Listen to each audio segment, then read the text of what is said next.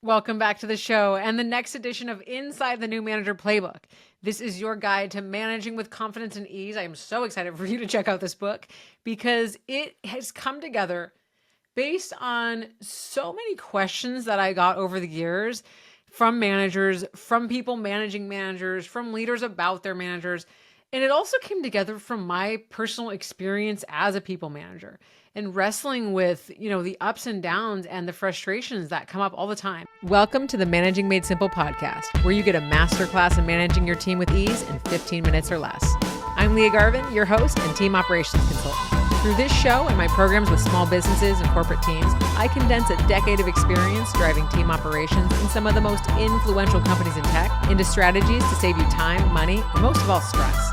Doesn't matter if you're a business owner who realized that running a team isn't as easy as you thought it would be, are a new manager learning the ropes, or are a seasoned manager ready to up their game. Everyone is welcome to hang out with Managing Made Simple. From conflicts to feedback to delegating and more, we leave no stone unturned when it comes to what makes us love managing, kind of hate it, and everything in between. Let's go.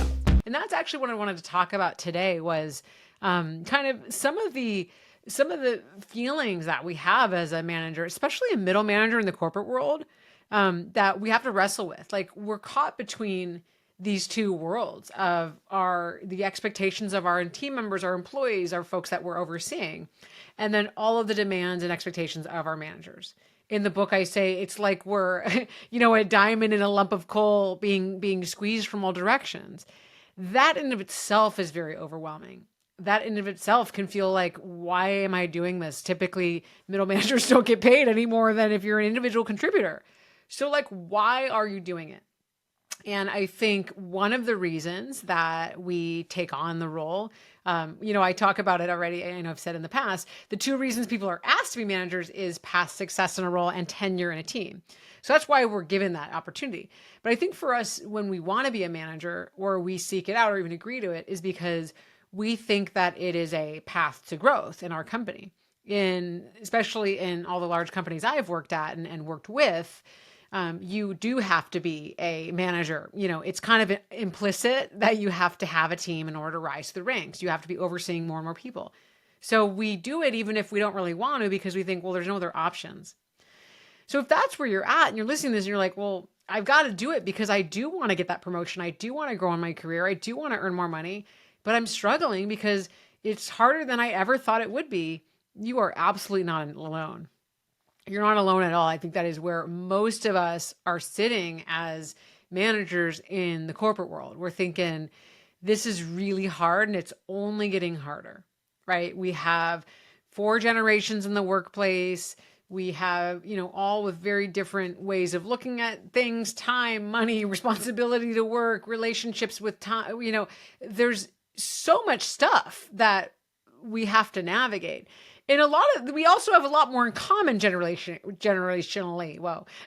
We have a lot more in common. And I think we see the generalizations in TikTok and in the media, and we think I can't relate to that person, or I can't be managing this person. And we actually haven't even tried to find that common ground. So I want to say that's a complexity, but it is definitely something I think we can for sure work through by being curious and having conversation with people and getting to know them. That's always how you can break through these kinds of things.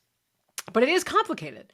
We're managing over more time zones and distances. Maybe you have a hybrid team, or you have a lot of folks working remote, and maybe they're working, your morning is their night, and it's really hard to find meeting times. Another really difficult challenge that we've got to wrestle with as managers. And so when we feel like we got to figure all this stuff alone, that's where I feel like, for me, it felt like the walls were closing in. Okay, I have to just kind of hope this meeting goes well, or I have one conversation and then see if I said this thing gets through to them and next time this will. No, that's where I think we're actually getting it wrong. And that's why I wrote this book, because I wanted to give folks a tool, a starting point for here's some of the foundational things. Here's how to have some of these hard conversations. Here's how to deal with some of these scenarios. Here's some things to practice and try, so that we keep building confidence and we come back to the situation better each time. When we're just winging it, the problem we run into is our team members, they can tell. They're like, this person, I should be the manager. And I got to be honest, a lot of folks that I've coached one-on-one are sharing about that talk about their manager that they're frustrated with, feel like, why is this person getting paid more than me? I could do their job better than them. Now, that's subjective for sure. But when we seem like we're not confident, we don't have intention, we're like flailing, that's what shows through.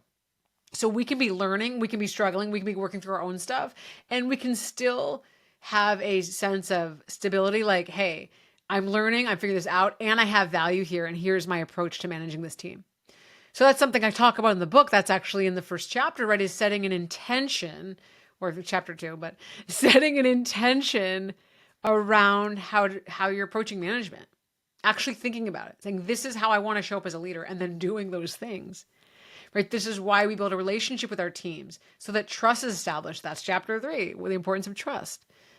And so we start to build skill by skill, and we start to realize, oh, even though it's hard, I'm still under this pressure cooker. I still am getting asks from all angles. I actually have some of the skills under my belt that I can do, or in my tool belt, whatever, to deal with this. So that's what the book's about. And it is a book that I wish I had, because when I started managing, I had a manager that wasn't very supportive, and I couldn't really, I didn't know, wasn't going to follow his lead. And so I just kind of had some awkward conversations. It didn't go well. The next time it wasn't very good either. And it was just like, where's the playbook? Where the hell is the playbook? Someone give it to me. That's what you got right here. Okay. So that's why I put it together was, we often create the resource that we wish was available for ourselves. And in my case, it's also the resource that my clients and my workshops and manager trainings, from corporate workshops all the way to small business owners, have been asking for. So that's why I made this for you, because you don't have to figure it out alone.